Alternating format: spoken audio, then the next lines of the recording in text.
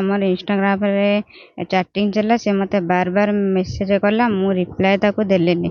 ତାପରେ କିଛି ଦିନ ପରେ ହାଲୋ ଇଏ ସିଏ ସବୁ କିଛି ଆଡ଼ମିସନ କରିଦେ ସବୁ କିଛି ମେସେଜ କଲା। ତାପରେ ମୁଁ ବାଧ୍ୟ ହେଲି, ତାକୁ ମୁଁ ଚିଡ଼ଚିଡ଼ି ହେଲି।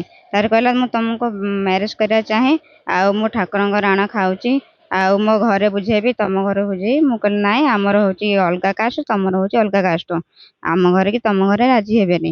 କହିଲା ନା ନା, ମୁଁ ରାଜି ଯେମିତି ହେଲେ କରେଇବି। ମୋର ସାଙ୍ଗମାନେ ସମସ୍ତେ ଲଭ ମ୍ୟାରେଜ କରିଛନ୍ତି, ସମସ୍ତେ କହିକି ବାହା ହେଇଛନ୍ତି, ଆଉ ତମେ ବ୍ୟସ୍ତ ହୁଅ ନା। ତାପରେ ତାର ମୋ ସିନ୍ଥିରେ ସିନ୍ଦୁର ଦେଇଥିଲା ତାରିଣୀ ମନ୍ଦିରରେ। ତାର ଦେଲା ପରେ ଆମେ ଦି ଜଣ ରିଲେସନସିପରେ ରହିଲୁ। ତାପରେ ରିଲେସନସିପ ରହିବା ପରେ ଆମ ଅଜାଣତରେ ତା ଅଜାଣତରେ ଦି ଜଣଙ୍କ ମୋର ଗର୍ଭପାତ ହେଇଗଲା। ସିଏ ଗର୍ଭପାତ ପାଇଁ ମାନେ ନଷ୍ଟ କରିଦେଲା ଛୁଆଟାକୁ। ଆଉ କହିଲା ହଁ ଆମେ କିଛି ନ ଭାବିକି ମୁଁ କହିଲି ହଉ ଯଦି କଲୁ ତାର ତୁ ବାହା ହେବା। କହିଲା ହଉ ହଉ ବାହା ହେବା, ଘରେ କହିବି। ତାରେ ଯେମିତି ଘରେ କହିବାକୁ କହିଲା ବେଳକୁ କହିଲା ଆମ ଘରେ ରାଜି ହେଉନାହାନ୍ତି, ଆମର ଅଦର କାଷ୍ଟ, ତମେ ଉଞ୍ଚା ନାହ ହାଇଟ୍ ଏମାନେ ପତଳା ଅଛ, ଆମ ଘରେ ରାଜି ହେଉନାହାନ୍ତି, ଆଉ ତମେ ଅଲଗା କରି ଦେଖ। ମତେ ନ ଜଣେଇକି ସିଏ ଅଲଗା ଝିଅ ଦେଖି ଯାଇଛି।